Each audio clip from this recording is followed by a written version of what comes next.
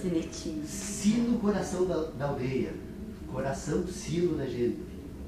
Um a bater quando sente, um a sentir quando bate e outro a bater quando sente. Quadrilha de Estevão Cruz, trazida pelo Dr. Pedro Osório aqui. Interessante, né? Mas o senhor tem que repeti-la, eu falhei já no início. Não sei se é por boa vontade, daí com essa quadrinha, começa com outro na literatura, a recomendação de Estevão Cruz, né? Poesia todos podem ensaiar, e todos nós devemos ter uma boa porção do nosso signo, né? Artista, ou poeta, ou músico, alguma expressão artística, dizer isso, mas quem não tiver muita competência nisso, muita virtude nessa área, eu dou uma prova concreta, inclusive, dessa então, afirmação. evite o gênero quadrinha. Pegue um espaço mais aberto, onde você pode retificar, esclarecer, que na passagem tal, o verbo vai aplicado, enfim, fazer os remendos, né, para tornar o discurso com uma completude e entendimento. Então aí ele disse isso, né? Deu como exemplo, né? Esse sino, coração da aldeia. Coração, sino da gente. Aquele faz sentir quando bate. E este a bater quando sente. E o paradoxo como é que está? Nem parece. Você pode encontrar coisas melhor e até desqualificar o que eu imagino. Ora, um metal, né, acionado apenas na acústica, com um badalo, com outro metal, faz sentir, né? Ele não faz. Como que ele faz sentir? Emitir um sentimento. O sentimento vai receber essa qualificativa lá adiante, no receptor. Do homem. O pedaço de metal não pode ser o sujeito para uma comparação gigantesca dessa. E agora vem para cá. Por muitos e muitos anos, acredito, nós pensávamos que o coração era dominado pela nossa vontade, que nós podemos controlar. Controle as suas emoções, né? E coisas assim. Então, e que o coração nosso é que ali residia a nobreza, o significado mais alto possível do ser vivente, do homem, né? No coração. Mais tarde, o que apareceu? É um músculo animal. Não adianta você ordenar para ele que fique quieto, que sossegue, que se acalme, ou que se exaspere. Podemos colaborar para isso, mas não temos decisão sobre ele. Enquanto que de metal nós temos a decisão. É só badalar e ter uma qualidade para receber. Então, que coisa, lá ele é sujeito, e aqui, né? Aqui ele passa a ser o destinatário, né? Dos sentimentos.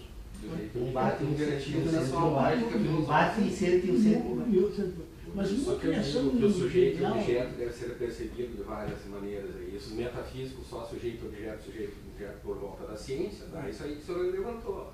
Bom, nós estamos completando hoje não, ontem completamos 8 anos de existência. Ontem. Ontem, no dia do aniversário do Colorado. Olha, Parabéns, doutor Petrosoli. Não. Parabéns. Em nome de Colorado, nós queremos ver. Parabenizar. Ai, Deus vencidos. eu embora também colorado, Sim, né, Paulo? eu hoje vim com azul, que era... Eu digo, hoje mesmo sendo colorado, hoje eu estou de azul em homenagem à realeza da nossa figura aqui, o Dr. Pedro Osório. ele exatamente sentado neste mesmo sofá e nesta mesma posição, na época com o Rui Barbosa, aqui ao nosso fundo, o Dr. Pedro Osório fez uma preleção sobre a teoria do conhecimento e com isso, então, nos colocou numa situação de tentarmos enfrentar esse problema, que ele mesmo demonstrou a complexidade ao citar os pré-socráticos, a pós-modernidade, né? Esses dois extremos. Então, a homenagem da reunião do grupo de estudos hoje, ela é comemorativa, porque completamos então ontem 8 anos, que é um fato de ser saudado no momento em que tudo é passageiro, né, e nada dura muito tempo. Estar há 8 anos participando desse grupo, para mim, especialmente, é um motivo de orgulho. E eu acredito que o Dr. Pedro Osório também deva se orgulhar, exatamente porque já na sua idade, na quadra da vida em que ele se encontra, ele perfeitamente poderia se dar por um sujeito acomodado e cuidar do seu futuro e dos restos, dos dias que lhe restam de vida. E não, o Dr. Pedro Osório tem demonstrado mais jovialidade, e eu digo isso porque eu estou lecionando esse ano filosofia e estou trabalhando com jovens de 18 a 22 anos, e eu tenho notado que o Dr. Pedro Osório é muito mais jovem do que todos eles juntos. Então isso é uma questão que é um fato muito relevante e importante a ser ressaltado. As nossas reuniões, só para passar alguns dados então sobre essa caminhada, ou esse processo todo que nos traz até aqui, as nossas reuniões estão todas elas gravadas, desde a primeira. Eu acredito não ter falhado nenhum dia as nossas gravações, então nós temos exatamente tudo que foi discutido nesses 8 anos. Todas as reuniões foram fotografadas, temos então exatamente a informação de quem participou, e nos últimos 14 ou 15 meses nós temos todas as reuniões também filmadas e postadas no YouTube. E eu, antes de vir aqui para essa reunião, então eu andei dando uma pesquisada para saber exatamente como é que o grupo está, porque na medida que nós transmitimos as nossas reuniões pela internet, na medida que depois nós deixamos os arquivos à disposição das pessoas interessadas, então fui dar uma examinada nas estatísticas. E aí então encontrei reuniões nossas em que mais de 1000 horas foram ouvidas, né? As pessoas já passaram, porque o YouTube ele funciona da seguinte forma: a pessoa, quando ela inicia a audição, ele começa a registrar o tempo que a pessoa ficou ouvindo. Então 1170 horas que tem uma das nossas reuniões não é pouca coisa, e tem muitas outras com dados parecidos. Bom, o que nós poderíamos dizer? Se nós podemos falar então dessa interação, nós não sabemos exatamente com quem estamos dialogando, porque essas pessoas que assistem às nossas reuniões, poucas delas fazem contato, mas pelo menos eu tenho 2 contatos, assim, de 2 fontes que mandaram um e-mail. Uma foi de Portugal, que eu não sei se ele nos acompanha, Antônio, me parece que o sobrenome é Tavares, e também é um grupo de estudantes de psicologia de uma universidade de Maceió, que numa das reuniões, que de uma maneira meio indireta examinamos a questão do inconsciente coletivo. Depois eu recebi um e-mail dizendo que eu transmitisse ao grupo agradecimento que a nossa reunião teria propiciado um debate interessante entre eles. Então, são essas duas manifestações que eu, pelo menos, tenho para registrar sobre o grupo. Bom, nós vamos sobre o que nós estamos fazendo. Eu poderia dizer assim que nesses 8 anos de existência do grupo, tem uma nota particular que talvez precisasse ser colocada em evidência aqui. Ou seja, por que o grupo continua se reunindo há 8 anos? Eu acredito porque nós estamos tentando pelo menos fazer algo diferente. O que nós estamos examinando aqui não é um exame que ordinariamente se faça na academia. A academia tem uma outra preocupação. A academia está voltada para uma tentativa de ordenação das reflexões que já foram feitas no curso da filosofia. Então, a academia, antes de trazer os estudantes ou os integrantes da academia para retomar o exame dos problemas que a filosofia, no curso da sua história, sempre tentou resolver, eles tentam examinar os exames que foram feitos por outros filósofos no curso da história. E que nós aqui não fazemos. Talvez essa então seja a primeira diferença de método nosso com os demais. Nós estamos desde o primeiro momento tentando responder algumas perguntas. É possível conhecer? Como eu conheço? Até onde é possível conhecer? Essas foram as 3 perguntas que, se não me falha a memória, o Dr. Pedro Osório está aqui, que é o mais antigo de todos nós, me parece que foram as 3 primeiras perguntas que nós tentamos então examinar a partir dessa primeira reunião. A segunda questão que depois o grupo de estudos então percebendo as dificuldades, reconhecendo que aquela conclusão que Descartes chegou já em 1634, de que se nós fôssemos nos voltar para o mundo da natureza, do homem e das nossas convicções, nós perceberíamos que há uma prevalência quase que absoluta da dúvida. Poucas questões examinadas no âmbito da filosofia podem ser tratadas ou trazidas para o ambiente daquilo que nós poderíamos denominar de certezas. Então essa primeira grande questão examinada e colocada pelo menos dessa forma, o predomínio da dúvida, que foi então o primeiro ponto em que nós conseguimos então chegar de consenso. Bom, depois que nós chegamos a esse consenso, nós chegamos também a um acordo de que nesse ambiente haveria um ambiente de certeza. Identificamos nesse ambiente de reflexão que era possível, pelo menos todos nós concordávamos aqui, me parece que até hoje mantemos esse acordo, de que dentro desse ambiente da filosofia nós poderíamos identificar um ambiente que nós poderíamos chamar então de um ambiente puro, sintético, de pura inteligência, que era um ambiente que organizava os raciocínios matemáticos. O ambiente que organiza os raciocínios matemáticos e que organiza também as reflexões acerca das grandezas geométricas, eram ambientes então que nós poderíamos identificar um ambiente de certezas. E nesse da dúvida é o que nós estamos então, desde então, tentando agora organizar o ambiente da dúvida para verificar de que forma esse ambiente duvidoso poderia ser ordenado para ser examinado, mantendo esse reconhecimento de que seria um ambiente em que nós jamais poderíamos ter certezas. Bom, se nós temos um ambiente que predomina a dúvida e nós temos um ambiente que predomina a certeza, aí nós estamos há 8 anos e aí, tentando encontrar uma forma de conseguir explicar como é possível separar um ambiente do outro. Eu acho que todo o esforço talvez dos últimos 7 anos do grupo, e aí eu trago aqui aleatoriamente, eu trago qualquer reunião que nós fizemos no curso desse tempo todo, nós vamos perceber que todas as nossas reuniões ela está voltada para isso. E aí nessa tarefa eu me coloquei assim então na obrigação de pelo menos tentar trazer essa questão para exame até que ela fosse totalmente resolvida. Então, se ela está presente até hoje, porque ela não foi resolvida.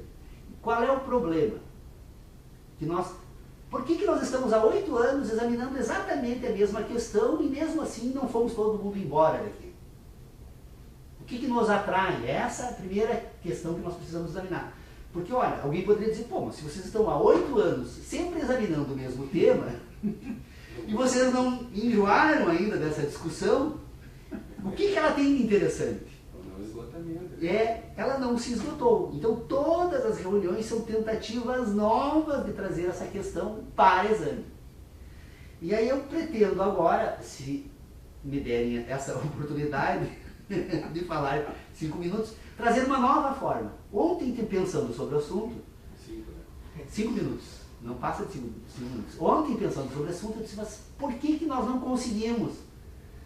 Qual é o problema que nós temos aqui que nos impede, então, de colocar essa questão que nós reconhecemos que existe? Nós temos um ambiente de certeza, nós temos um ambiente de dúvida. Eles estão separados, porque se eu misturar certeza com dúvida, eu já não tenho ambiente algum. Aliás, eu tenho homem, né? Quando eu misturo as duas. Então, o que nós, se nós somos o homem, então, e que esse homem tem na sua estrutura de inteligência presente esses dois ambientes, de que forma então examinar esse homem para verificar por que ele não consegue fazer essa separação?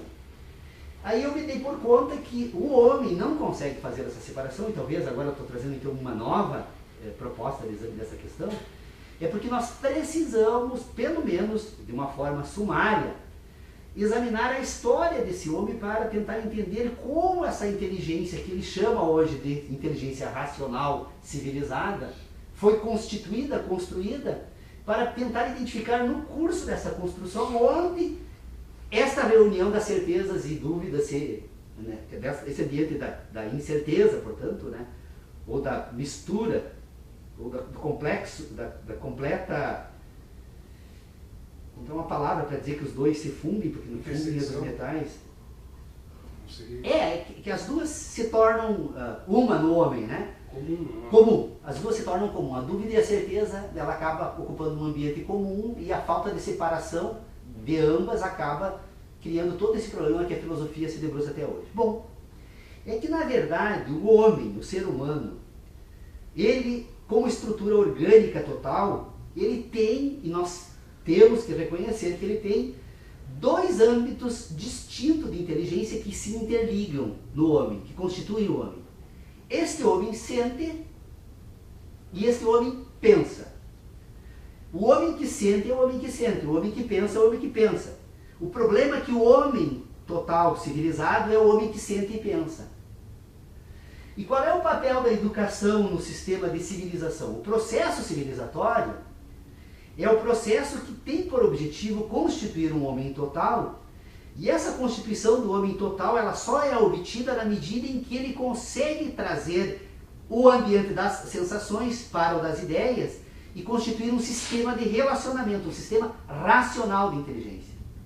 Esse sistema racional de inteligência é uma simbiose entre o mundo da natureza, que se comunica com essa estrutura orgânica, e o mundo da natureza que endógena essa estrutura orgânica que permite agora relacionar sensações e produzir então ideias.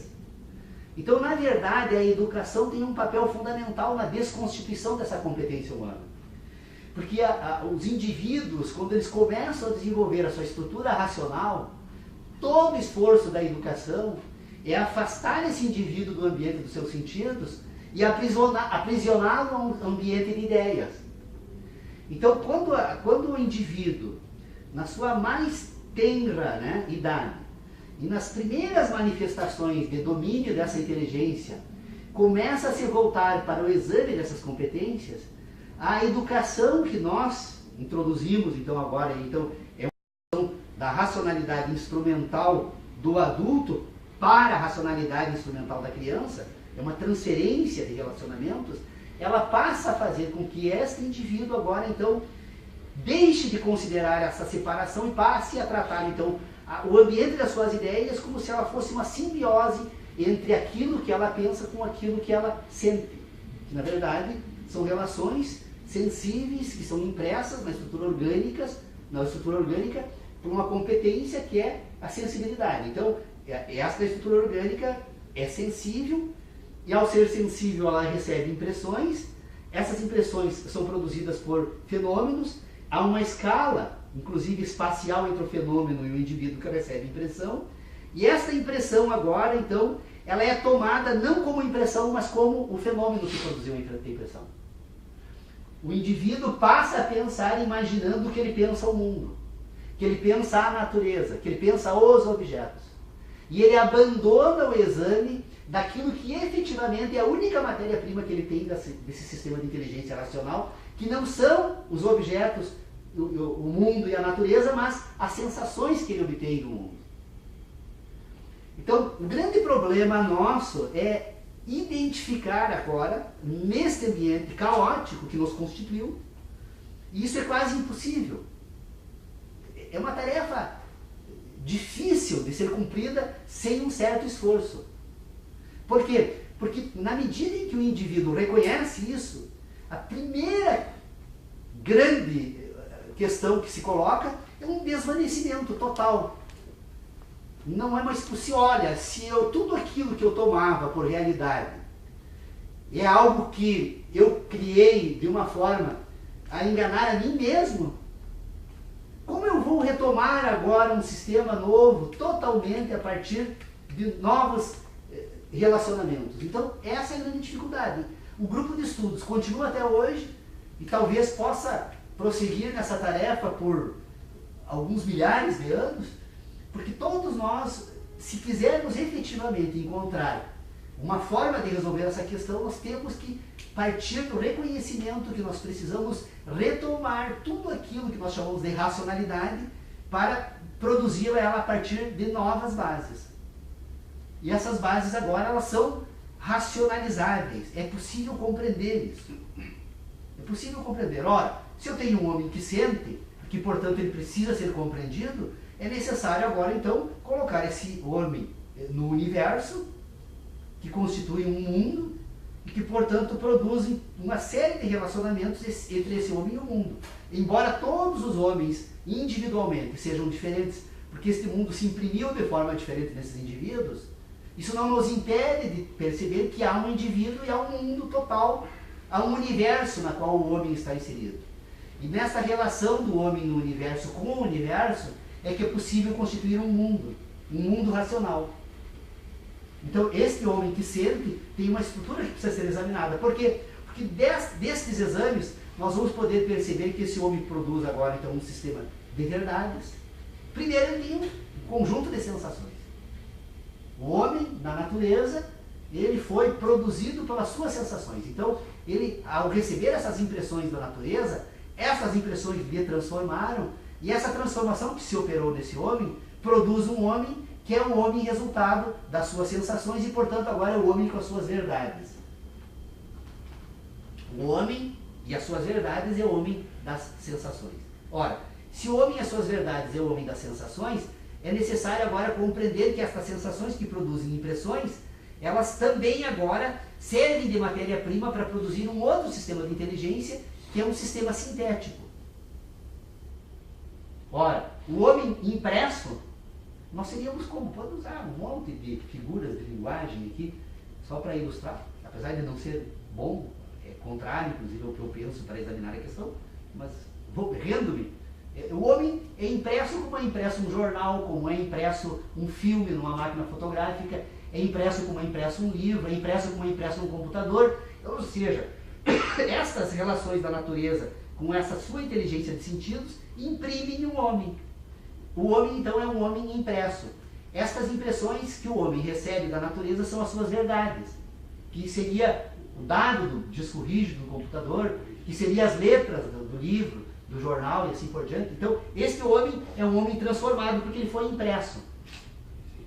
Estas impressões agora, elas são matéria para levar para um outro ambiente que agora não é mais de impressões, são sínteses. Esse sistema, então, sintético, né, que vai ser produzido a partir dessas impressões, é um sistema de relacionamentos que faz uso da estrutura orgânica natural, que é o sistema nervoso central, do qual faz parte o cérebro.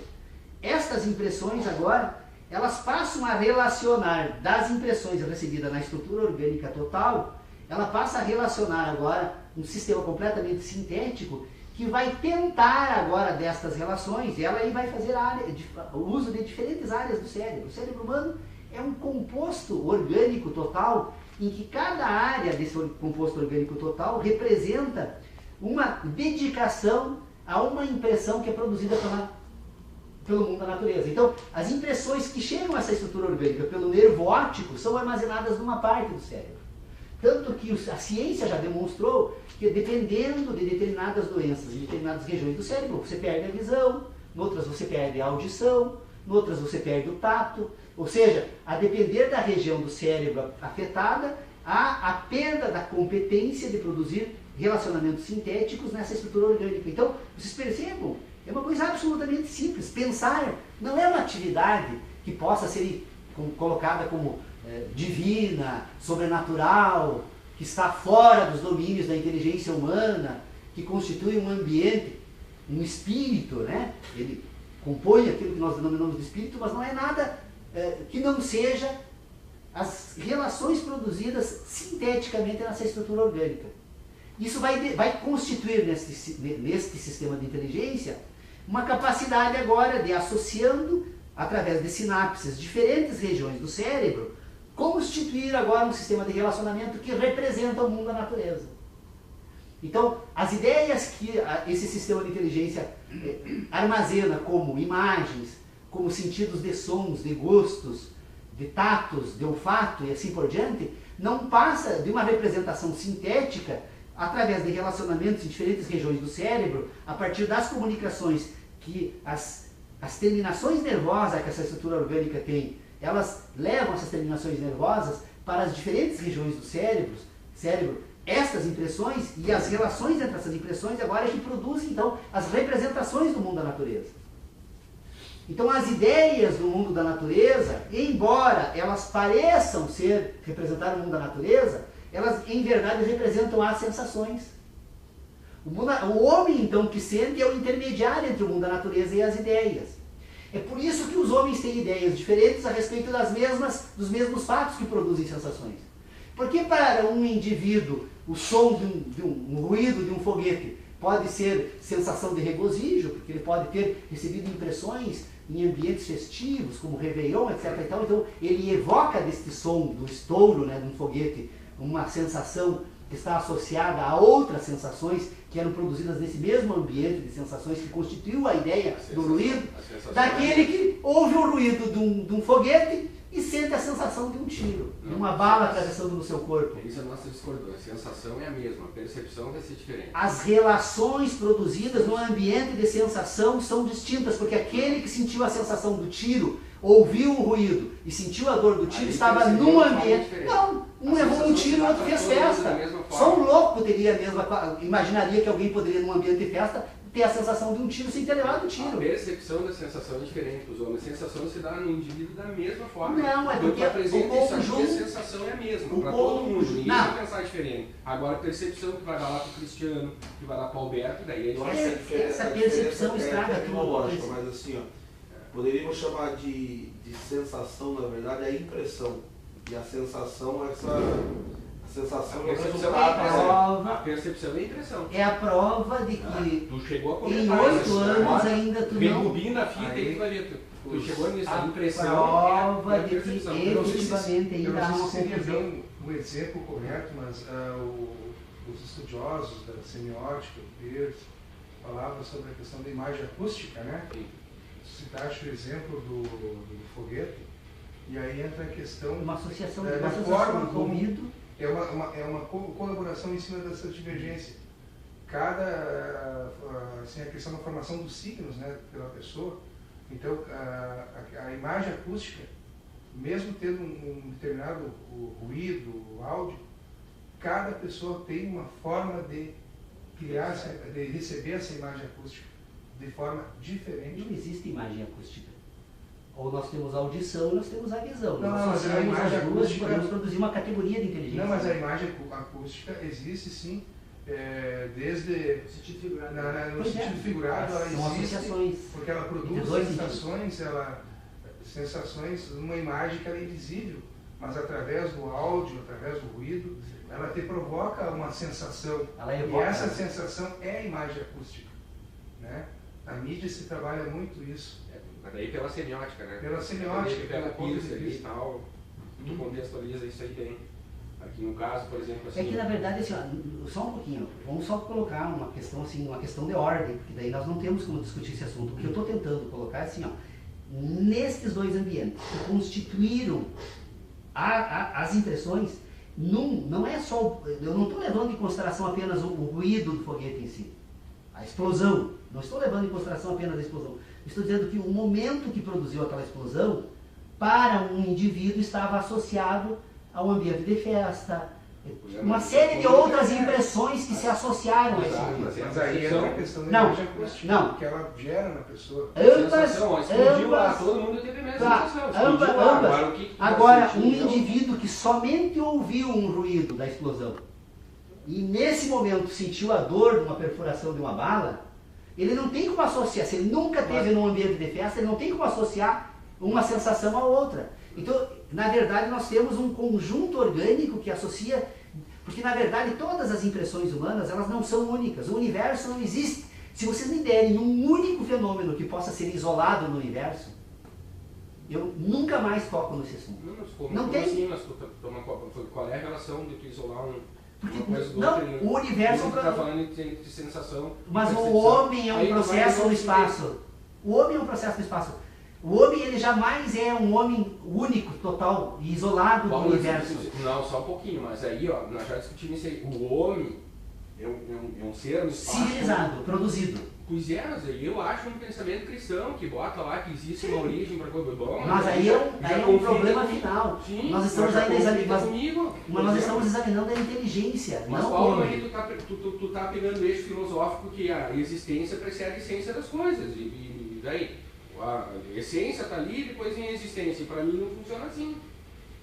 Então há um conflito aqui, porque eu não consigo imaginar um mundo. Primeiro a essência, Deus, não preciso imaginar a criação, eu nem quero imaginar e a partir dele vai se dar sentido para a existência. Eu acho que primeiro a existência, e a partir da existência dá sentido Mas para a a existência. questão da forma de interpretar as coisas está relacionada à formação, né? Aquilo que cada indivíduo carrega. Por isso nós temos que nos livrar disso. Mas então tu tem que te livrar disso, desse pensamento aí que coloca a essência como tudo. Mas eu não coloco né? essência nenhuma. Mas pode vir, o homem é um complexo orgânico. Um curso e não Complexo ele coloca ele no espaço. Eu tava Complexo orgânico, eu não passo disso. O Paulo estava dizendo um negócio antes, eu estava vendo um documentário que eu vi do Sartre, o Sartre é especialista, né? E eu identifiquei na fala dele algumas coisas que o Sartre falava lá no documentário dele. Na verdade, o Sartre, ele entende o mundo a partir da individualidade dele. Todo o resto, na verdade, só existe a partir da minha existência, acabou? É uma coisa caótica, assim, que não serve como modelo para... Que não existe um modelo para nada, não existe nada, porque na verdade a essência, sem usar o termo tecnicamente, filosoficamente, mas tudo parte a partir dele. Na verdade, são pequenos mundos, né? Cada um de nós são pequenos mundos. É, mais ou menos isso aí. Somos impressões diferentes do mundo da natureza. E aí não tem dois homens iguais. Essa... Isso aí é a inversão do eixo filosófico, né? Que até Sartre, toda a filosofia, toda ela, é essência primeiro, existência depois. Tu explica. O Kant aí, que tentou correr Deus pela porta da frente e convida Deus para voltar pela porta dos fundos depois, para poder explicar algumas coisas, senão ele não explica, porque ele é um cristão, né? Ele crê nessa coisa, e o Sartre pega e inverte o eixo e diz, não, a existência primeiro, depois a essência. A partir da existência nós vamos criar o sentido para as coisas e tal, etc. E aí tem uma série de outros filósofos que vêm depois, do Sartre, e daí a questão que a gente discute aqui, o homem que sente, o homem que age e o homem que pensa, quando eu digo para o Paulo, quando chegar nesse homem que pensa, nós temos que pensar a filosofia pela cultura, senão não se responde. Aí entra Benjamin, aí entra Adorno, que já está explicando isso. Eu estou retomando agora a leitura de Benjamin e de Adorno, justamente porque é esse homem que age. E esse homem que age é o caos. Acabou, eu nunca vou sair daqui. Eu estou dizendo isso porque eu assisti um documentário de 2 horas. Eu já tinha lido alguma coisa sobre o Sartre, alguns comentários assim, e fiquei impressionado com essa mudança realmente. É um jeito como ele enfoca o mundo, é completamente diferente. E dá um nó na filosofia. É completamente diferente. E tem coisas que tu disseste aí que são interessantes, porque me soou aquilo meio sartreano um pouco que eu conheço, né? Porque todas a essência da vida, na verdade, da percepção do mundo e da realidade, na verdade, só existe a partir da percepção da sensação individual, na verdade, da essência. Sim, o mundo só existe a partir da minha existência. O mundo acaba depois que eu morrer. O mundo existe a partir do momento que eu existi para ele. Mas claro que isso aí é uma forma rasteira de pegar o entendimento sartiano da filosofia existencialista. Essas questões que são colocadas por vocês aí, eu não digo que elas não sejam relevantes ou que não tenham importância nenhuma. É que na verdade o problema não é esse, o problema não está situado nessa questão, nesse debate. O problema é que nós precisamos ainda reconhecer uma outra questão. Nós temos que tentar entender como esses processos que permitem o homem então constituir agora esse mundo, que você disse que o homem constitui o mundo, e é óbvio que o homem constitui o mundo. Tanto que se vocês pegarem aquele e-mail que eu mandei essa semana como convite para a reunião de hoje, vocês vão perceber eu tenho 3 afirmações ali que eu acredito que nenhum de nós aqui tenhamos discordância, pelo menos até hoje nós estamos concordando.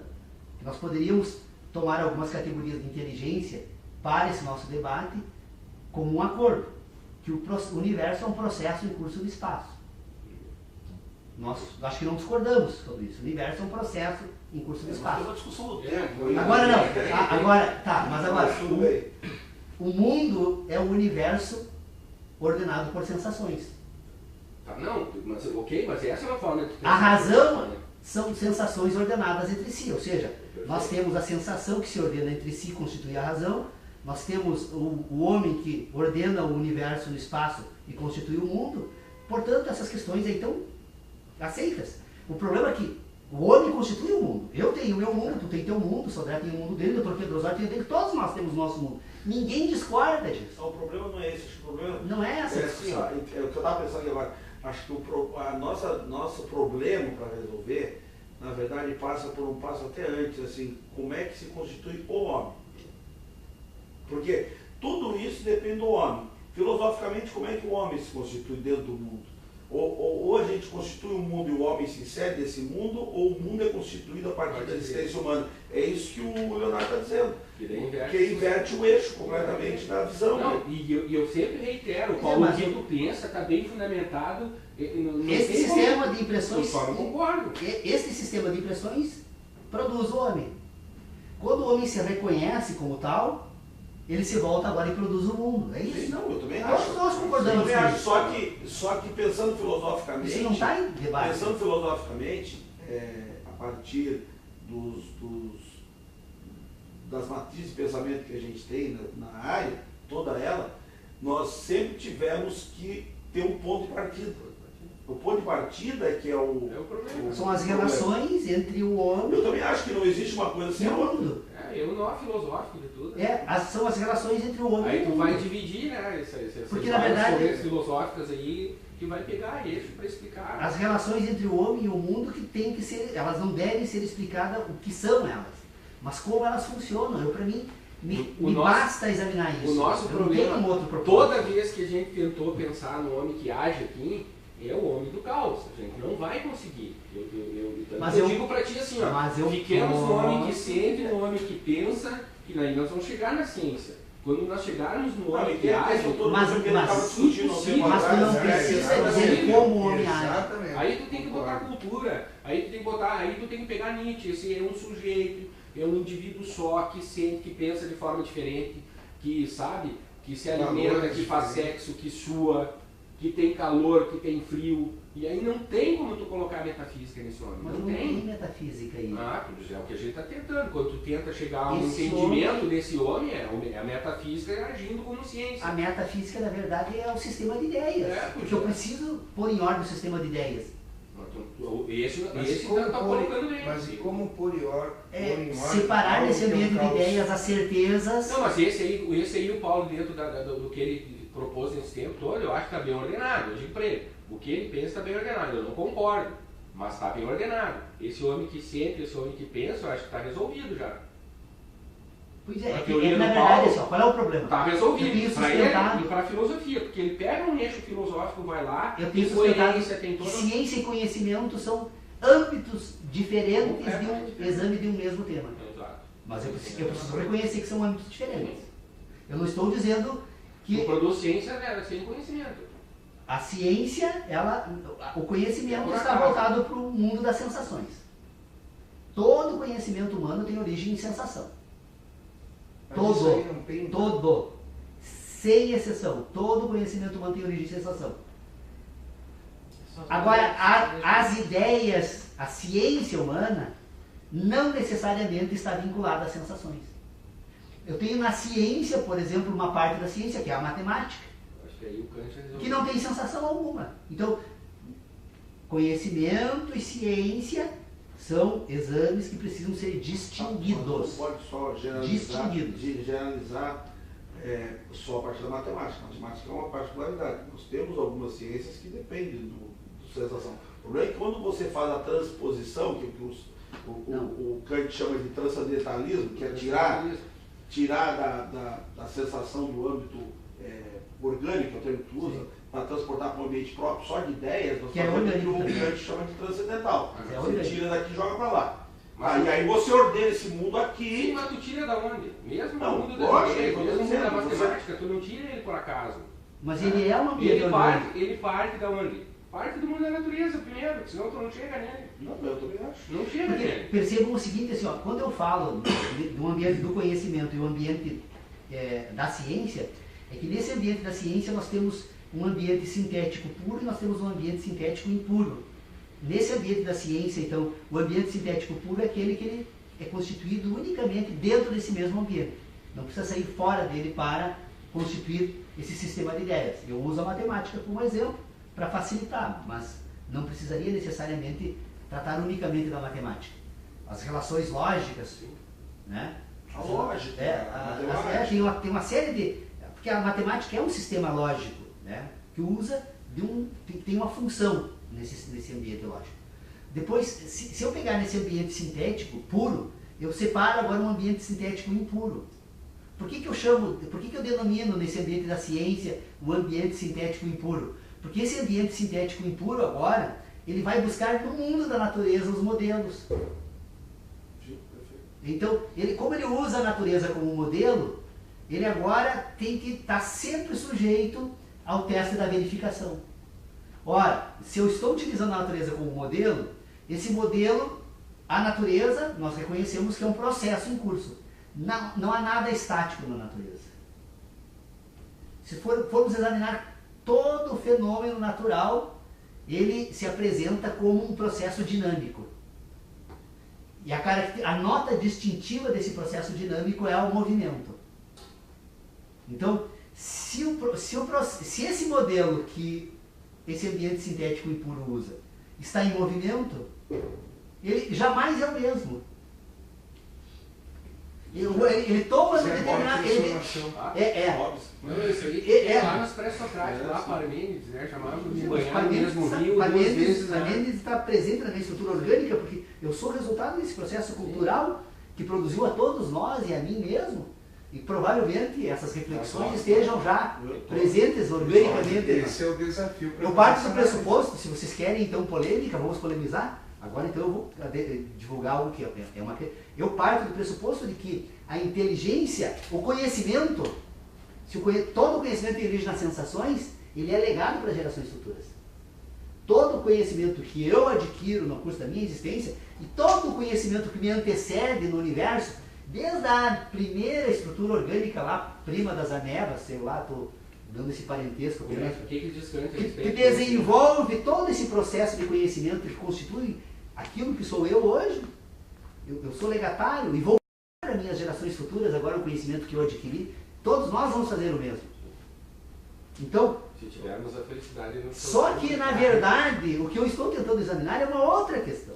Eu não estou tentando pôr as crenças, agora que eu propago aqui, em exame, porque são crenças, eu não tenho como comprovar isso, embora eu observando os pássaros, fazendo ninhos e sem nunca ter frequentado nenhuma faculdade, nenhuma academia, eu me levo a pensar que se eles aprenderam num processo evolutivo histórico, por que eu também não tenho esse mesmo dom, que sou também uma estrutura orgânica?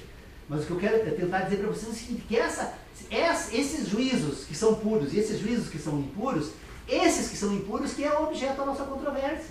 E nós não vamos jamais chegar a um acordo aqui, porque se ele é uma representação de um processo em movimento, nós jamais vamos encontrar um ponto que nós podemos encontrar os dois exatamente da mesma forma. Não é verdade. Tu chegou ao entendimento pro homem que sente, pro homem que pensa, comigo que pensa diferente de ti. Não é verdade. Mas eu não estou falando. Tu está dizendo que nós jamais vamos chegar a esse vaidoso. Não, eu não sou estou te vaidoso. examinando, jamais tive pretensão de te examinar, porque eu não consigo examinar a mim mesmo por você examinar os outros. Paulo, eu não sou não vou examinar eu sou a ninguém. síntese da vaidade. Ao contrário. Então é o seguinte, Não esse homem que eu sente... estou examinando a mim mesmo. Não, tu disse que nós não vamos conseguir chegar, não é verdade. Nós já chegamos no entendimento do homem que sente e do homem que pensa. O teu homem que sente, teu homem que pensa, para mim está fundamentado. Não é o homem que eu acredito, mas ele está fundamentado que existe uma racionalidade filosófica que tu costurou ele e pelo viés que tu veio que faz sentido. Ponto. O que eu acho que a gente nunca vai conseguir, e aí está a nossa discordância, é quando chega nesse homem que age. Aí eu acho que jamais nós vamos conseguir. Eu Jamais. gostaria de fazer uma pergunta, é a primeira vez que eu estou participando, Sim. e talvez você possa até achar estranha a pergunta. Você fala muito na questão do homem que pensa, do homem que sente. Sim. Como é que se insere nesse processo de discussão o termo, não sei se seria correto, o termo intuitivo? Como é que vocês veem essa questão? Isso é uma discussão que nós já tivemos aqui, interessante. Até eu tenho insistido também nisso, porque isso é uma posição que vem lá do... Quem fala isso, até eu passei por Paulo uma época para dar uma lida lá, quem fala isso é Hume. Hume fala um pouco sobre a intuição como um elemento que compõe também esses elementos. Né? É uma discussão interessante. Eu particularmente acho que esse elemento da intuição ele tem que ser considerado de uma forma particular. Mas Assim. não é que o Paulo resolveu, né? A teoria dele é esse. Não. Eu não estou criticando a ideia do Paulo, já falei para ele. A teoria dele é muito bem fundamentada. Só que eu já disse isso outras vezes. Eu acho que tem alguns elementos que eu, por exemplo, se for fazer uma análise, eu teria uma coisa que me incomodaria mais. Seria uma delas a questão da intuição. Eu acho que a intuição tem um viés, eu não sei aonde colocar ela, onde colocá-la, mas eu acho que ela tem um lugar aí. E a outra coisa que eu insisto também, que eu acho que tem que ser revisto do meu ponto de vista, é nessa passagem também para esse homem que age, porque o homem que age nós temos que analisar um pouco da questão da ética. E a ética ela não tem que ver assim, quais são as motivações, e aí nós temos... E querendo ou não, a gente fundamenta sempre a partir de um dado. Quando a gente pega para analisar isso, a gente vê assim, bom, pode ser isso, pode ser aquilo, mas todos eles têm por trás um dado ideológico. Exato. Eu vou falar que eu falava em David Hume, que desde que eu entrei, nem David Hume, não, ele não leu. Claro que ele... Não, tu falou depois que ele os dois primeiros parágrafos. Depois Depois que ele falou, isso aqui, ó, os dois primeiros parágrafos ele resolve todo o problema. Sabe mais do que agora sim, ó, esse homem que age, eu acho que tu tem hoje a obrigatoriedade de ler Adorno, tem que ler Walter Benjamin, né? Que são tem caras éticos tradicionais também. que mas eu pegaram só- mas esse assim, ó, aí que Os pensa. éticos tradicionais você vai ver, por mais que a gente queira, Que é um tirando o contemporâneo. Tirando o Aristóteles lá da ética de Cômico, você vai ver que eles, na verdade, eles constituem uma explicação muito lógica, às vezes, mas também ideológica. Porque eles fundamentam a partir de uma percepção Sim. própria. Você cria tudo uma escola em cima daquilo ali. Eu queria só destacar essa questão que me incomoda muito, talvez o que mais me incomoda é a questão da intuição. Deixa eu te recomendar uma coisa. Na reunião passada eu trouxe esse assunto aqui para... Eu fiquei extremamente satisfeito. Eu ganhei um presente de um amigo em Porto Alegre, lá o Marco Velho, da livraria Nova Roma. O Marco Velho é filho, quem é o mais antigo aqui na cidade conheceu o Burrinho. O Burrinho, ele mora em Tocantins, hoje o Marco Velho é um livreiro, conhece. Pessoa que eu tenho grande carinho, que me ajudou muito na compra desses livros aqui. Ele é dono da Nova Roma lá em Porto Alegre. E ele me deu de presente um livro de João Carlos Brum Torres, foi secretário do Planejamento Ele é governo Rigoto, filósofo. Ele é fácil. E ele tem um texto ali que me chamou muita atenção, porque ele é muito preciso no exame, ele recortou bem o tema e examinou com uma perfeição, que é cognição intuitiva e pensamento de ré. Ele vai examinar essa questão da intuição direta em Kant, e Kant trabalhou com essa questão, Claro. né? E que Kant vai, na verdade, o Kant utiliza de uma categoria para tratar desse conhecimento como intuição. Ele diz que é a intuição direta entre a relação entre o indivíduo agora então e o objeto, a natureza, que vai produzir um tipo de pensamento, que aí então o João Carlos Brum Torres diz, que é distinto do pensamento que você constitui depois por conceitos. Então ele vai identificar um conhecimento que é produzido através da intuição, que, como eu organizo aqui, eu diria que são as impressões, né, os conhecimentos produzidos pelas impressões. Ele vai trabalhar como uma espécie diferenciada daquele que depois nós procuramos reproduzir por conceitos. Esse assunto, só que eu acho que ele não é um... Na própria crítica, depois que tu sai ali, eu leio toda a crítica, tu vai ver. Posso trazer para vocês esse livro? Olha, E qual é a academia, intuição? a academia merece parabéns pelo trabalho do João Carlos Brum Torres, porque realmente assim, ele trabalha. Só que eu acho que nós precisaríamos de uma reunião toda para examinar unicamente essa questão. O Kant vai trazer o intuitivo, comportamento reflexo, daí vai... Qual é a relação da questão intuitiva com a questão, como vocês falam, das sensações, a questão orgânica? Porque isso aí é uma coisa que me incomoda muito. São as mesmas questões, porque na verdade nós temos uma inteligência de sentidos e nós temos uma inteligência moral, uma inteligência de ideias. E essa inteligência de sentidos é aquela que produz as sensações e, portanto, ela é ordenada de forma natural nessa estrutura orgânica. Por que as pessoas têm traumas? Por que a psicologia identificou o trauma humano? O trauma humano é um conjunto de informações organizadas por essa estrutura orgânica que não foram suficientemente percebidas pela estrutura racional ou de ideias. Então o indivíduo reage a certas situações que são conflitivas. Ele pensa algo, mas as sensações mostram que ele deve se comportar de uma forma diferente. E epistemológica, Então, tem intuição. Então você percebe que nós temos um conflito entre essas duas inteligências. E aí, comumente, A inteligência de ideias sobre sentido. Onde é que encaixa ela, né? Há um conflito. Então, mas isso aí teria que... Comumente as pessoas... Eu acho exatamente a grande dificuldade, a intuição é isso aí. O problema é epistemológico. Foi esse quando tema tu fala que nós em examinamos. intuição, tu diz quando tu intui algo, tu já está prevendo, antecipado, que não é só uma intuição pura, né? E aí tu pega pela nossa linha aí, o jornalismo, pum, a intuição ela tem um outro fenômeno. É que na verdade, por que Eu os sei, grandes eu marqueteiros são Um gênios? exemplo Porque eles desenvolvem uma inteligência de no meu sentido trabalho lá, o diferenciada. trabalho de investigação criminal é um trabalho focado, se tu for ver bem, Sobre de uma parte técnica, sem dúvida, mas eminentemente, assim, muito importante é a questão da intuição. É uma inteligência de sentido apurada para tratar com esse tipo de situação. dá um clique ali. Porque, na verdade, é uma constituição, porque a pessoa tem... Esse é o grande problema da educação atual. Nós deixamos de perceber esse âmbito de inteligência. O que nós fazemos? Pode ser, agora, aproveitando só, não sei te cortar, mas acho que é importante. Pode ser que essa ideia do Paulo realmente, do submetimento do homem enquanto essência, enquanto ser, sobre a cultura, seria a educação, né, que submete o sujeito, realmente exclua, e aí a dificuldade da gente trabalhar com a categoria da intuição.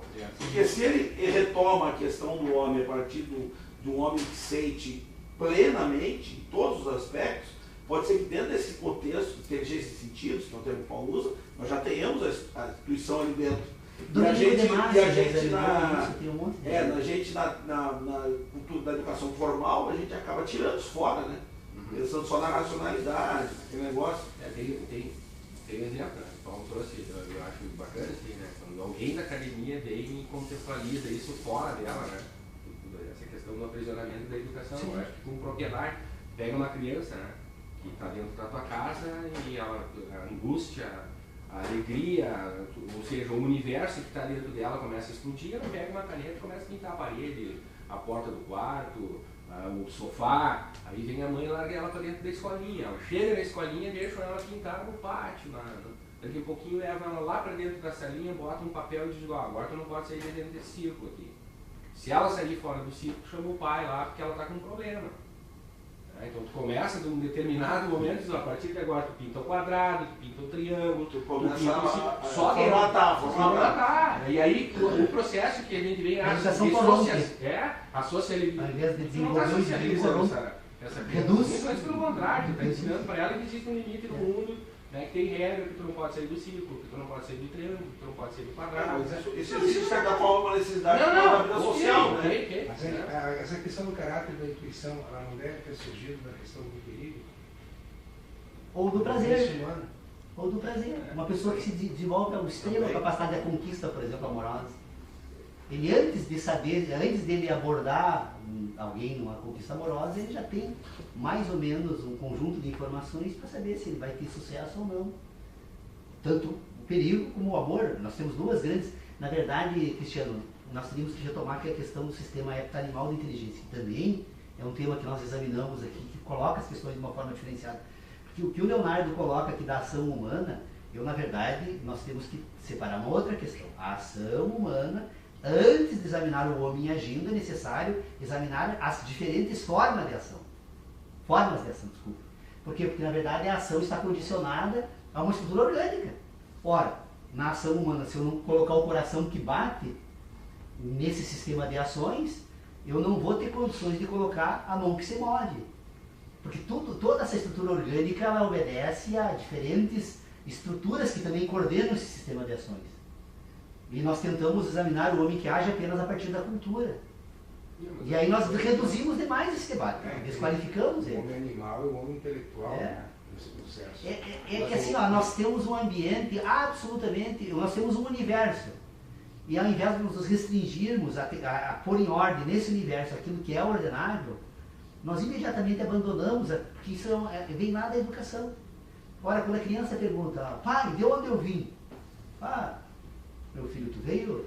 Aí começa lá, tu veio de uma sementinha, porque não tem vontade de. Olha, vamos discutir, nós temos, o pai está em dúvida também, porque também cá eu, de onde vim, né?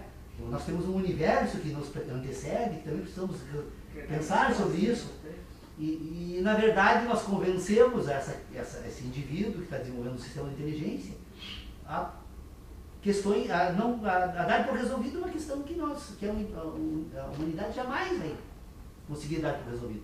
Bom, e aí então nós acostumamos, se não conseguimos com uma questão grandiosa e complexa como essa, nós depois resolvemos, ele empacota todo mundo é coordenado em caixinha, ele tem uma parte para tratar da geografia, outra para religião, outra para moral, outra... E aí o comportamento já entra nisso, né? Quando você vai levar a criança para uma escola, ao invés de você ensinar ele a observar as fases da lua, olhando para a lua, tu dá um pedaço de papel, uma figura ali, e tenta fazer ele aprender a partir dali. Ou seja, você cada vez mais você isola esse indivíduo do universo em que ele está inserido, para introduzir ele num universo do quadrado, do círculo. E aí esse indivíduo, que, ao invés de aprimorar essas relações dela com esse mundo de sensações, ele acaba destruindo qualquer possibilidade de harmonia desses dois indivíduos, o que sente e o que pensa. E a propósito disso, eu até coloquei aqui na mesa hoje umas figuras diferentes, destas figuras entalhadas, que são produzidas por uma civilização muito mais evoluída do que nós, que são os Mibiá Guarani, que estão morando aqui em São Miguel das Missões, e até porque nós estamos também agora... Elas crescem de xadrez, né? Na linha, isso aí, né? Eles poderiam fazer um... Mas eles têm um jogo muito mais interessante, que é o jogo da onça. Eles já, que é da tradição cultural deles, é um tabuleiro em que uma onça e cachorros, os cachorros são em número bem maiores do que a onça, e a onça normalmente come todos os cachorros. É um jogo de...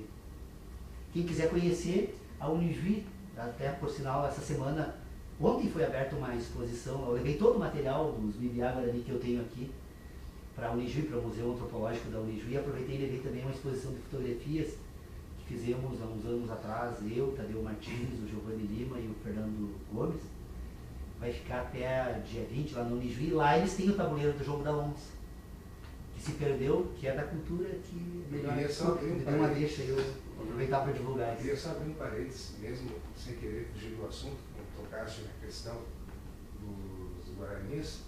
Eu tive uma experiência interessante agora no início da semana, no lançamento do projeto Missões na Escola, em que os Guaranis, através do Caminho das Missões, estão tendo a oportunidade de passar um pouco do mundo deles através da visão deles. Aí entra a questão do sentido, né, do homem. E teve algo assim bem interessante, eles explicando a forma, o guia lá explicando a forma deles capturarem os passarinhos, os animais, né, dele na linguagem dele, né. Isso aqui é para matar passarinho, aí explicava o detalhe da armadilha, que pegava no pescoço, degolava, pegava na perna. E as crianças, naquele processo educativo da escola, de preservação ambiental, deu aquele impacto, né? E eles explicando na visão deles, né? Na forma. Mas é para alimentação, né? E aí teve uma intervenção daí da professora explicando, não, que naquela época eles tinham que fazer isso e tal. Entrou em conflito, né? Aquela visão do homem branco que se passa sobre a questão do meio ambiente hoje, e a visão do índio, aquela visão natural deles da sobrevivência na mata, né? Essa questão de e essa é uma visão distorcida, né? Que hoje a gente tem preocupações ambientais, né? Esse dia eu vi um negócio muito bem sacado, sabe? Uma senhora, uma historinha, aquelas do Face ali, que eu acho umas bobadeiras que eles têm virado em notícia, mas o cara contextualizou uma coisa que eu achei genial. Chegou uma senhora no supermercado e a mulherzinha estava atendendo, a senhora não trouxe a sua colinha, né? Não trouxe, tá? Pois isso aí, logicamente, não é correto, né? Mas eu sei, vocês não se preocupavam muito com as questões ecológicas antigamente. Antigamente a gente pegava a nossa garrafa e trocava ela de novo, né? Ela começou, né? Antigamente a gente fazia isso, não fazia aquilo, daí tu vai ver que a preocupação ambiental estava lá atrás. Não aqui, hoje é um discurso, é feito, tem um Pessoal, discurso feito. nós temos que encerrar às 11 horas como de propósito, mas só para dizer uma questão, o Guarani, na tradição cultural deles, eles não falam. A fala é só para operar ações. Então talvez eles tenham um pouco de dificuldade para dialogar conosco sobre a cultura deles, porque eles estão recém desenvolvendo uma nova forma. A linguagem, para eles, ao contrário da nossa, que a linguagem você volta para a própria linguagem, a linguagem deles só se voltava para o mundo, da natureza e para as ações. Então talvez ainda vai precisar de um tempo para nós conseguirmos estabelecer eu acho que o um foco processo da de visão diálogo. deles é sobrevivência. Não, né? claro, mas a mensagem seria essa. Nossa, né? Como tutores a gente poderia talvez acompanhar, se eles teriam que dizer isso para as nossas crianças, né?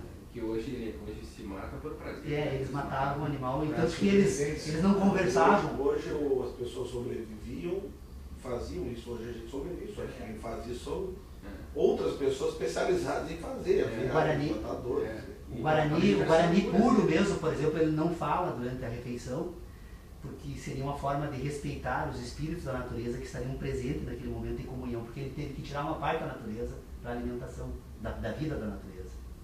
Então, para vocês terem uma ideia assim, do ambiente de congregação e de comunhão com a natureza que eles viviam, o Mas eu acho próximo, muito hoje é poético diferente. isso aí do nosso. Mas é da natureza, Eu é da acho muito cultura. poético, muito poético. Este mesmo sofá, e nesta mesma posição, na época com o Rui Barbosa, aqui ao nosso fundo, o Dr. Pedro Osório fez uma preleção sobre a teoria do conhecimento e com isso, então, nos colocou numa situação de tentarmos enfrentar esse problema, que ele mesmo demonstrou a complexidade ao citar os pré-socráticos, a pós-modernidade, né? Esses dois extremos. Então, a homenagem da reunião do grupo de estudos hoje, ela é comemorativa, porque completamos então ontem 8 anos, que é um fato de ser saudado num momento que tudo é passageiro, né, e nada dura muito tempo. Estar há 8 anos participando desse grupo, para mim, especialmente, é um motivo de orgulho, e eu acredito que o Dr. Pedro Osório também deva se orgulhar, exatamente porque já na sua idade, na quadra da vida em que ele se encontra, ele perfeitamente poderia se dar por um sujeito acomodado e cuidar do seu futuro e dos restos, dos dias que lhe restam de vida. E não, o Dr. Pedro Osório tem demonstrado mais jovialidade, e eu digo isso porque eu estou lecionando esse ano filosofia e estou trabalhando com jovens de 18 a 22 anos, e eu tenho notado que o Dr. Pedro Osório é muito mais jovem do que todos eles juntos. Então isso é uma questão que é um fato muito relevante e importante a ser ressaltado.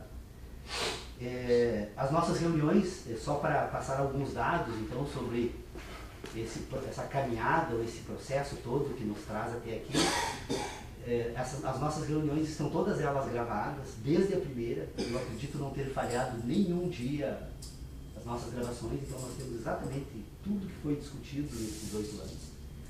Todas as reuniões foram fotografadas, temos então exatamente a informação de quem participou, e nos últimos 14 ou 15 meses nós temos todas as reuniões também filmadas e postadas no YouTube. E eu, antes de vir aqui para essa reunião, então eu andei dando uma pesquisada para saber exatamente como é que o grupo está, porque na medida que nós transmitimos as nossas reuniões pela internet, na medida que depois nós deixamos os arquivos à disposição das pessoas interessadas, então fui dar uma examinada nas estatísticas. E aí então encontrei reuniões nossas em que mais de 1000 horas foram ouvidas, né? As pessoas já passaram, porque o YouTube ele funciona da seguinte forma: a pessoa, quando ela inicia a audição, ele começa a registrar o tempo que a pessoa ficou ouvindo. Então 1170 horas que tem uma das nossas reuniões não é pouca coisa, e tem muitas outras com dados parecidos. Bom, o que nós poderíamos dizer, se nós podemos falar então dessa interação? Nós não sabemos exatamente com quem estamos dialogando, porque essas pessoas que assistem às nossas reuniões, poucas delas fazem contato, mas pelo menos eu tenho 2 contatos, assim, de 2 fontes que mandaram um e-mail. Uma foi de Portugal, que eu não sei se ele nos acompanha Tônio. Deu como exemplo, né, esse sino, coração da aldeia. Coração, sino da gente. Aquele faz sentir quando bate.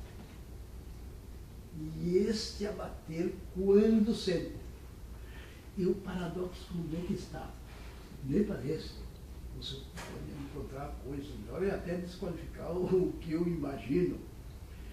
Ora, um metal, né, acionado apenas na acústica, com um badalo, com outro metal, faz sentir. Ele não faz. Como que ele faz sentir? Emitir um sentimento. O sentimento vai receber esse qualificativo lá adiante, no receptor. No homem. O pedaço de metal não pode ser o sujeito para uma comparação gigantesca dessa. E agora vem para cá. Por muitos e muitos anos, acredito, nós pensávamos que o coração era dominado pela nossa vontade, que nós podemos controlar.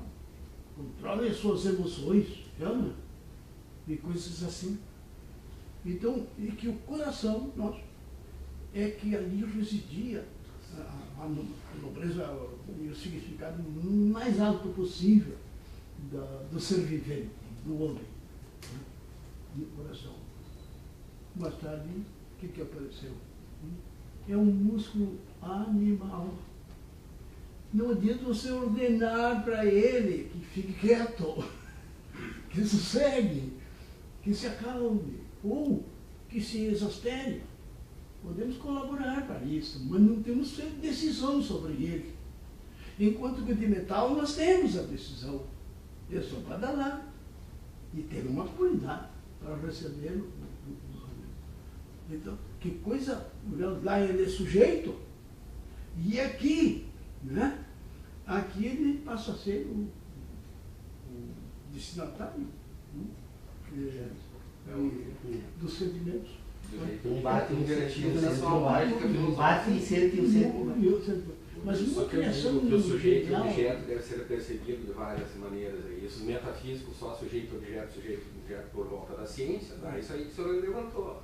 Bom, nós estamos completando hoje não, ontem completamos 8 anos de existência. Ontem, no dia do aniversário do Colorado. Olha, Parabéns, doutor Petrosoli. não, Parabéns. mas- Nós, Colorado, nós queremos ver. Parabenizar. Ai, dos vencidos. eu embora também colorado, Sim, né, Paulo? eu hoje vim com azul, que é eu digo, hoje mesmo sendo colorado, hoje eu estou de azul em homenagem à realeza da nossa figura aqui, o Dr. Pedro Osório. Ele exatamente sentado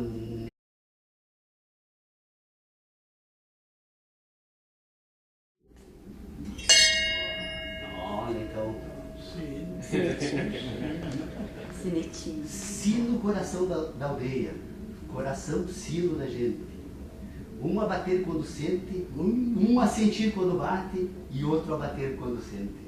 Quadrilha de Estevão Cruz, trazida pelo Dr. Pedro Osório aqui. Interessante, né? Mas o senhor tem que repeti-la, eu falhei já no início.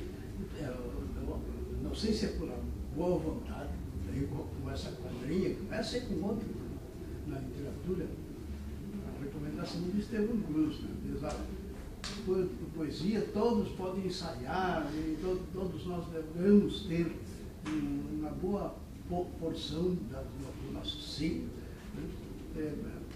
Artista, ou poeta, ou músico, alguma expressão artística, dizer isso, mas quem não tiver muita competência nisso, muita virtude nessa área, Eu dou uma prova concreta, inclusive, dessa então, afirmação. evite o gênero quadrinha.